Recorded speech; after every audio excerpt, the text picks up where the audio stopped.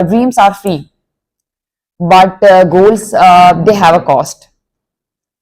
ये सारी जर्नी जो थी इसमें आपके पास हर चीज होती है, क्योंकि अब तो जाहिर है आपके पास अब चैट जीपीटी और इंटरनेट वगैरह सोर्सेज बहुत ज्यादा मौजूद हैं, किताबें आपके पास हैं सीएसएस बीसीएस के लिए। तो मुझे नहीं लगता कि अब सीएसएस बीसीएस इतना मुश्किल है जितना पहले ही था, क्योंकि आपने सारे नोट सारी चीजें खुद से बनानी होती थी। अब आपके पास गाइडेंस और आपके पास रिसोर्सेज बहुत ज्यादा हैं।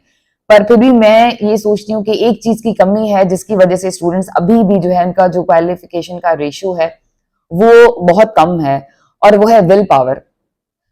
क्योंकि ये वो जर्नी है जिसमें आप ना फेल्यूर्स बहुत देखते हैं, डिसअपॉइंटमेंट बहुत देखते हैं, और इंसान जब इस टाइम में तैयारी कर रहा होता है ना, तो वो अपनी सारी डिजायर्स जो है वो सारी मतलब एक साइड पे रखकर जो है वो कंटिन्यूसली स्ट्रगल कर रहा होता है।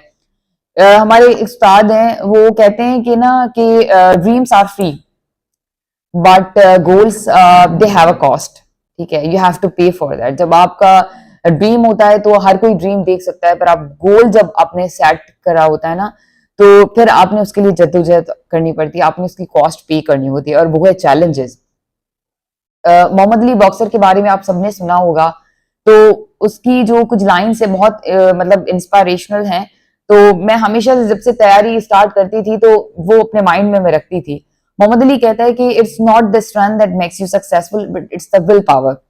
तो किसी ने उससे पूछा कि आप तो बॉक्सर हैं, आप तो स्ट्रेंथ पे ज्यादा फोकस करेंगे, आप विल पावर की बात कैसे कर रहे हैं? लाइक आप तो, आपके लिए ज्यादा इंपॉर्टेंट तो स्ट्रेंथ होनी चाहिए। उसने कहा था कि मैं रिंग में हूं खड़ा, और बॉक्सिंग के दौरान मुझे मतलब मेरे अपोनेंट ने हिट किया और मैं रिंग में गिर गया। तो जो मैं दोबारा उठा तो वो मैं स्ट्रेंथ की वजह से नहीं उठा था, मेरी विल पावर की वजह से उठा था, क्योंकि मेरे विल पावर ने कहा कि Muhammad Ali you can do it.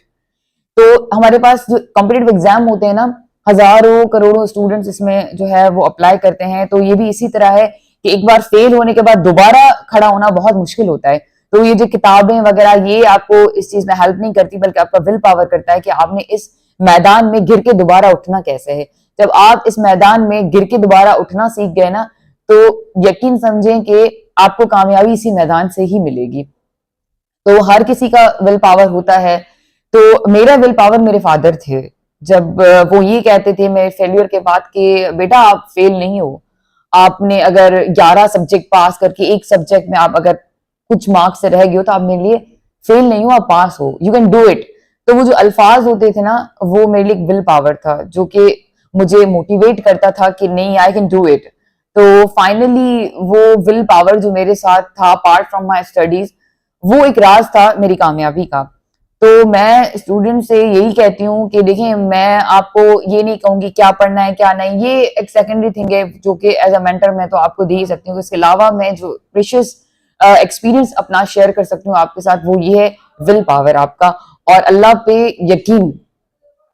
कुछ भी हो आपके पास, आप कितने भी इंटेलेक्चुअल हो, आपकी स्टडी कितनी अच्छी क्यों ना हो, जब तक अल्लाह पे एक हुक्म यकीन नहीं होगा, आपको एक स्ट्रॉन्ग बिलीवर नहीं होंगे आप, तब तक आप कुछ भी जो है नहीं कर सकते। तो क्योंकि आप उम्मीद जिससे लगा रहे हैं ना, आप ये देखें कि आप उम्मीद किससे लगा रहे हैं। तो जब भी तैयारी के दौरान सिर्फ यही होता था कि अल्लाह ताला, मैंने बहुत उम्मीदें मेरी वाबस्ता हैं आपसे, और मुझे इन किताबों से ज्यादा, मेरे इंटेलेक्चुअलिटी से ज्यादा आप पे यकीन है।